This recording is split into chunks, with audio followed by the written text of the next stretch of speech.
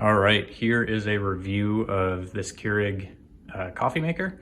And not only in this video am I going to explain the pros and cons of this, but I'm also going to make a cup of coffee so you can actually see for yourself what this looks like. And I'm gonna use the frother so you can see how the frother works. And it is quite the product. This product deserves an award. So pros and cons, this thing is super easy to use.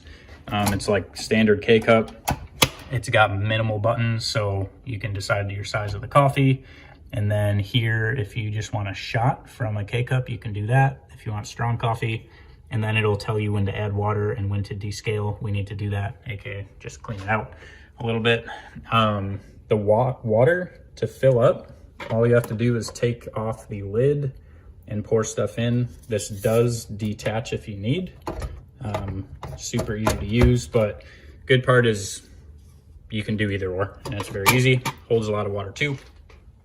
And then the frother. So this is a separate item here, and this is basically an electronic, it just sits in and plugs into like the copper and stuff down there. So you cannot get this wet. If you do get this wet, it'll break and stop working because it's technically electronic. So when you wash it out, you just wash out the top and then dry it off. And you see it'll blink when it's ready to go. And yeah, so this fits a pretty good sized coffee cup. You can see we got the Jesus is King mug and fueled by Jesus and coffee. We love Jesus here. So yeah, pretty much any cup you need can fit in here. And then if you need to remove this for a taller standing mug, definitely have enough space for that. We have used Yeti mugs. Actually, this big one here fits under there too. So pretty cool. And when you do this, basically you just put the K-cup in. I'm gonna make this cup of coffee now. Get a K-cup. Most people know how to do this, but you literally just put it in, close it, and then I'm gonna make 10 ounce here.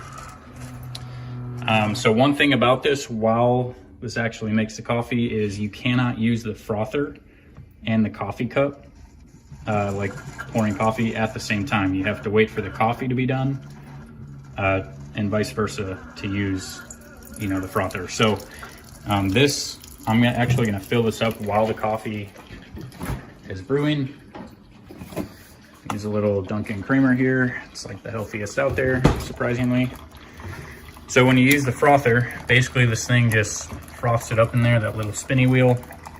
And I like to pour mine kind of just to where it slightly covers the top of the thing. It does have lines in there saying min and max. Don't really need to do that. We haven't really followed that because that's quite a bit of creamer. So put this back in there. Oops. And once this is done, basically you can just plug the froth down here and wait, and it'll light up white right there for when it's ready to be used. And yeah, this thing just very much worth the investment. So here, it's just lit up white, so you literally just press it and it froths the cream. You can do milk, we put honey in there.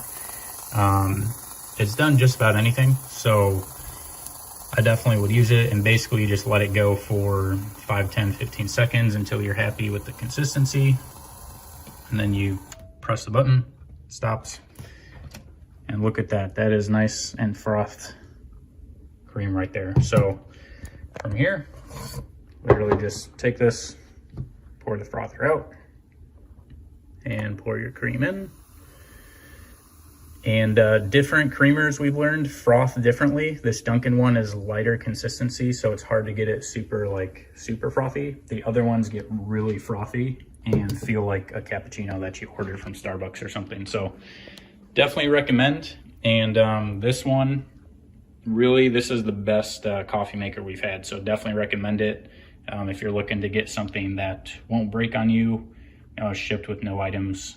So yeah, check it out.